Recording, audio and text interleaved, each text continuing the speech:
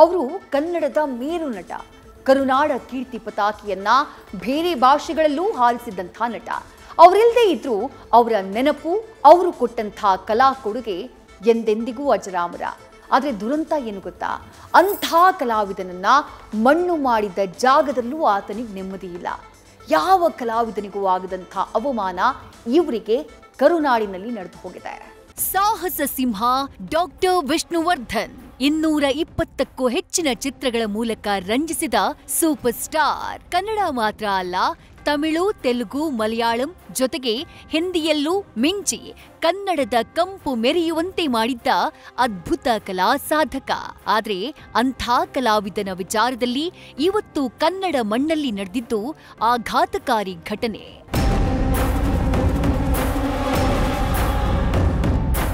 Sir, 2ನೇ ಸತಿ ಹೋದ್ರು ನಮ್ಮ ಯಜಮಾನ ಈ ಮಣ್ಣಲ್ಲಿ ಹುಟ್ಟಿದ್ದು. ಬದುಕಿದವೂ ನೆಮ್ಮದಿ ಇಲ್ಲ, ಸತ್ತಾಗೂ ನೆಮ್ಮದಿ ಇಲ್ಲ. ಅಯ್ಯೋ ಅಂತ ಅಳ್ಬೋದು, ಅದವನ್ನೆಲ್ಲ ಬಿಟ್ಬಿಡೋಣ ಅಷ್ಟೇ.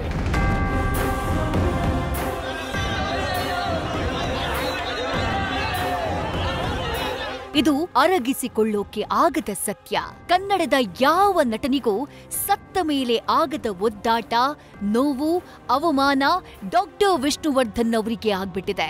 ಅಭಿಮಾನ್ ಸ್ಟುಡಿಯೋದಲ್ಲಿ 2009ರ ಡಿಸೆಂಬರ್ನಲ್ಲಿ ಅವರು ಅಗಲಿದಾಗ ಮಣ್ಣು ಮಾಡಿದ್ದ ಜಾಗದಲ್ಲಿ ಕಟ್ಟಿದ್ದ ಗೋಪುರ ನೆಲಸಮವಾಗ್ಬಿಟ್ಟಿದೆ. ಅವರ ಅಭಿಮಾನಿಗಳ ಆಕ್ರೋಶದ ಕಟ್ಟೆಯೊಡೆದಿದೆ. ಅಭಿಮಾನ್ ಸ್ಟುಡಿಯೋದಲ್ಲಿ ನಿನ್ನೆಯವರೆಗೂ ವಿಷ್ಣು ಸಮಾಧಿ ಮೇಲಿದ್ದ ಸ್ಮಾರಕ ಇವತ್ತಿಲ್ಲ, ಕಂಪ್ಲೀಟ್ ನೆಲಸಮ. ಇವತ್ತು ಬೆಳಗ್ಗೆ ಈ ದೃಶ್ಯ ಕಂಡಂಥ ನಿರ್ದೇಶಕ ರವಿ ಶ್ರೀವತ್ಸ, ನಮ್ ಯಜಮಾನ್ರು 2ನೇ ಬಾರಿ ಇವತ್ತು ಅಗಲಿದ್ರು ಅಂತ ಹೇಳಿ ಕಣ್ಣೀರ್ ಹಾಕಿದ್ದಾರೆ. ನೋವಾಗ್ತಿದೆ ಲೋಕೇಶ್ ಅಣ್ಣ, ನೋವಾಗ್ತಿದೆ. ಏನಿಲ್ಲ, ಎಲ್ಲ ಮುಗಿದೋಯ್ತು, ಬೇಸರ ಅಲ್ಲ. 2ನೇ ಸತಿ ನಮ್ಮಮ್ಮನೂ ಕೂಡ ನಾನು 1000 ಸತಿ ಹೇಳ್ತೀನಿ, ಸಿನಿಮಾ ಇಂಡಸ್ಟ್ರಿ ಬಂದಾಗ ಅವರಿಬ್ರು ಪಕ್ಕ, ನನಗೆ ನನ್ನ ಯಜಮಾನನೇ ಇಲ್ಲ ಅಂತ ಹೋಗ್ಬಿಟ್ಟು 2ನೇ ಸತಿ ಹೋದ್ರು ನಮ್ಮ ಯಜಮಾನ. ಯಾರು ಇಲ್ಲ, ಅನಾಥವಾಗಿದೀವಿ ನೋಡಿ. ಎಲ್ಲ ತುಂಬಾ ನೋವಾಗ್ತಿದೆ ಲೋಕೇಶ್, ತುಂಬಾ ನೋವಾಗ್ತಿದೆ. ಕರಾಳವಾದ ದಿನ, ನಮಗ್ ಕರಾಳವಾದ ದಿನ. ನಮ್ಮ ಯಜಮಾನ ಈ ಮಣ್ಣಲ್ಲಿ ಹುಟ್ಟಿದ್ದು ತಪ್ಪು ಸರ್. ಏನ್ ಮಾಡೋಣ, ನಾ ಅದೇ ಹೇಳಿದ್ನಲ್ಲ, ಒಂದು ನಾಯಿ ನಾನು ಬೊಗಳ್ಬೋದಷ್ಟೇ. ನನ್ನ ಯಜಮಾನನ ನಾಯಿ, ನಾನು ಬೊಗಳೋದ್ ಬಿಟ್ರೆ ಏನು ಗೊತ್ತಿಲ್ಲ. ಅಯ್ಯೋ ಅಂತ ಅಳ್ಬೋದು, ಮಿಕ್ಕಿನದವ್ರನ್ನೆಲ್ಲ ಬಿಟ್ಬಿಡೋಣ ಅಷ್ಟೇ. ಯಾರನ್ನ ಕಟ್ಕೊಂಡು ಯಾರು ಏನು ಮಾಡ್ಲಿಲ್ಲ, ನಾನೊಬ್ಬ ಏನ್ ಮಾಡ್ಲಿ. ತಿರ್ಗಾ ಯಾವತ್ತೂ ಬರ್ತೀನಿ, ಅದ್ರೊಳಗೆ ಹೋಗ್ತೀನಿ, ನನಗೆ ಗೊತ್ತು. ಅದೇ ಕೇಳಿದೆ ಪೊಲೀಸರು, ಒಂಚೂರು ಒಳಗ್ ಬಿಡಿ, ಅಟ್ಲೀಸ್ಟ್ ಒಂಚೂರು ಮಣ್ಣು ಎತ್ಕೊಂಡ್ ಬರ್ತೀನಿ ಅಂದೆ, ಬಿಡ್ಲಿಲ್ಲ ಅವ್ರು.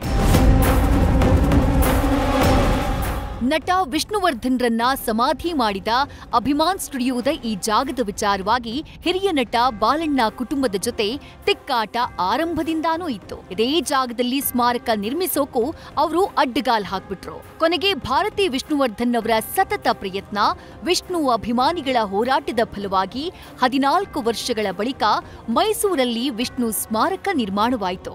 ಆದರೆ ಸಾಹಸ ಸಿಂಹನನ್ನ ಸಮಾಧಿ ಮಾಡಿದ್ದ ಈ ಜಾಗ ಇವತ್ತಿಗೂ ವಿಷ್ಣು ಅಭಿಮಾನಿಗಳಿಗೆ ಪುಣ್ಯದ ಮಣ್ಣಾಗಿತ್ತು. ಆದ್ರೆ ಈಗ ಕೋರ್ಟ್ ಆದೇಶವನ್ನೇ ನೆಪವಾಗಿಟ್ಕೊಂಡು ಯಾವ ಸಂಧಾನ ಆಫರ್ಗೂ ಬಗ್ಗದೆ ಬೆಳ್ಳಂಬೆಳಗ್ಗೆ ವಿಷ್ಣುವರ್ಧನ್ರ ಸಮಾಧಿ ಗೋಪುರವನ್ನ ಮಣ್ಣು ಪಾಲ್ ಮಾಡಿಬಿಟ್ಟಿದ್ದಾರೆ.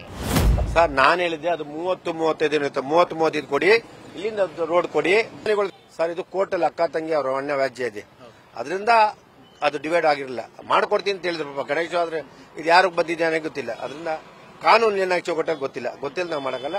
ಈಗ ಆಗೋಗಿದೆ, ಅದು ಯಾವ ರೀತಿ ಮಾಡಬೇಕು, ಆ ಸ್ಟುಡಿಯೋ ಜಾಗನ ಗೊಂದಲ ಇಲ್ದಂಗೆ ಸ್ಟುಡಿಯೋ ಕಟ್ಟಿದಾಗ ನಾನು ಒಂದು ಒಳ್ಳೇದು ಮಾಡ್ಕೊಡಿ ಅಂತ ಕೇಳಕ್ಕೆ ಇಷ್ಟಪಡ್ತೀನಿ. ಈಗ ನೋಡಿ, ಇವತ್ತು ಹಬ್ಬದ ದಿನ ಎಲ್ಲ ಅವ್ರವ್ರ ಊರಿಗೆ ಹೋಗಿರ್ತಾರೆ, ನಾಳೆ ರಜಾ. ಈ ಸನ್ನಿವೇಶ ನೋಡಿ ನೈಟ್ ಏನ ಮಾಡ್ತಾರಲ್ಲ ಸರ್, ಕೈಲಾಗ್ದಿದ್ದಾರೋ ಆ ಕೆಲಸ ಮಾಡಿದ್ದಾರೆ. ಗಂಡಿಸ್ತಾನ ಇದ್ದಾಗ ನೀವು ಕೋರ್ಟಿಂದ ಆರ್ಡರ್ ತಗೊಂಡಿದ್ರೆ ಬೆಳಗ್ಗೆನೂ ವೆಕೆಟ್ ಮಾಡಬೇಕಾಯ್ತು. ನೋಡಿ ಸರ್, ಆ ಅಪ್ಪ ಅವರಿಗೆ ಬದುಕಿದವೂ ನೆಮ್ಮದಿ ಇಲ್ಲ, ಸತ್ತಾಗೂ ನೆಮ್ಮದಿ ಇಲ್ಲ.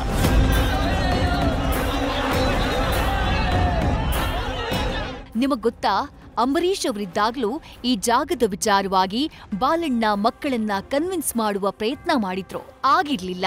ಆಗಿದ್ದ ಸರ್ಕಾರ ಈ ಸಮಸ್ಯೆಯನ್ನ ಪರಿಹರಿಸುವ ಕೆಲಸವನ್ನ ಮಾಡಿದ್ದಿದ್ರೆ ಈ ಸಮಸ್ಯೆ ಆಗ್ತಿರ್ಲಿಲ್ಲ.